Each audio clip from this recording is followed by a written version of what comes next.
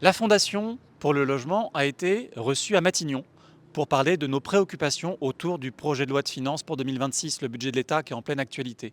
Ce qui nous préoccupe en particulier, vous le savez, c'est la suppression annoncée des APL l'an prochain pour tous les étudiants étrangers qui ne sont pas européens. C'est une forme de préférence nationale qui est insupportable pour nous et qui va toucher des étudiants qui sont déjà très précaires, qui font souvent la queue dans les distributions alimentaires.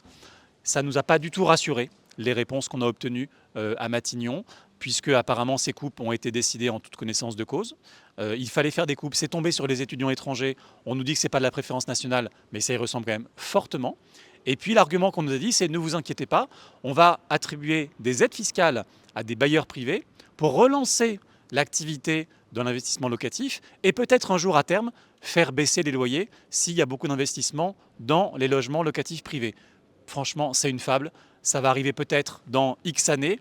Est-ce que ça va vraiment faire baisser les loyers? Franchement, on peut en douter fortement. Ce qu'on voit, ce qu'on sait, c'est que 300 000 étudiants étrangers vont perdre leur droit aux APL, 150 à 200 euros par mois, l'an prochain. Et donc, il faut se mobiliser pour l'empêcher.